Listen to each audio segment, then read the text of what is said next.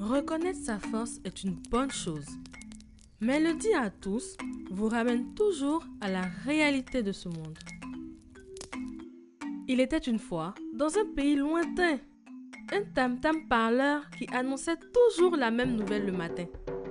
Le tam-tam disait: dans ce pays, il n'y a qu'un seul animal prestigieux, le seigneur lion à la puissante mâchoire.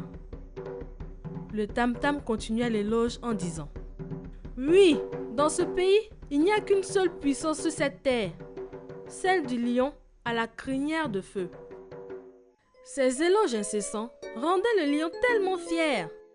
Il finit par croire qu'il était le seul à être le plus fort de toute la savane. Ces louanges finirent par tomber dans les oreilles du crapaud.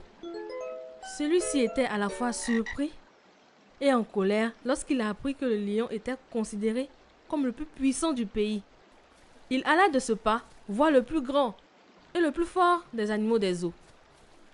Il s'agissait de l'hippopotame. Il lui dit: cher hippopotame, savais-tu que le nom du lion était chanté tous les matins?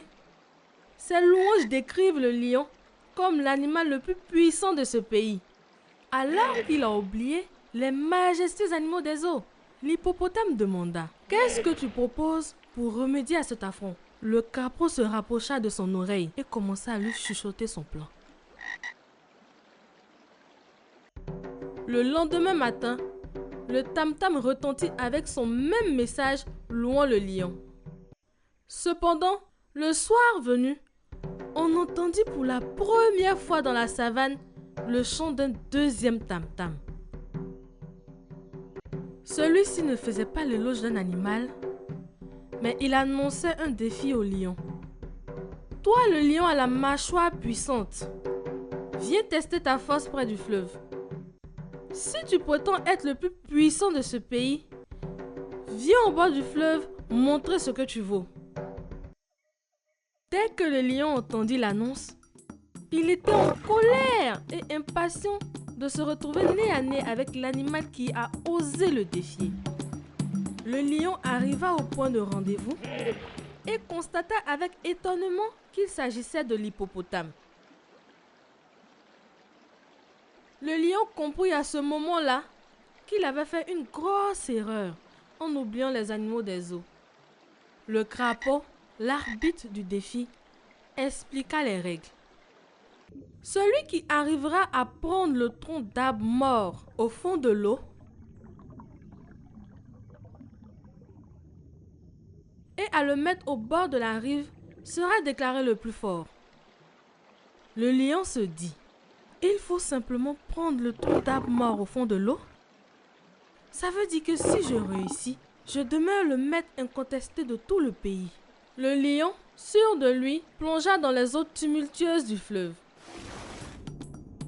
Mais ce qu'il avait oublié, c'est que le fleuve était profond et qu'il fallait retenir sa respiration longtemps, tout en essayant de soulever le tronc d'arbre. Il essaya à plusieurs tentatives, mais n'y parvint pas. Il finit par abandonner.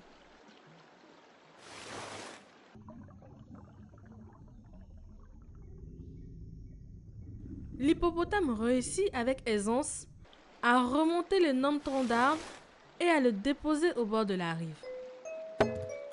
Depuis ce jour, on entendait deux tam-tams parleurs dans la région. Les deux disaient: dans cette terre et dans ces eaux, il y a des animaux aussi forts que sages.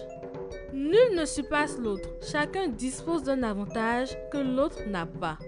C'est ainsi que le monde a été conçu. Comme vous avez pu le constater, être le meilleur dans un domaine ne te rend pas le plus puissant. Il faut respecter la force de chacun et vivre en harmonie avec ceux-ci.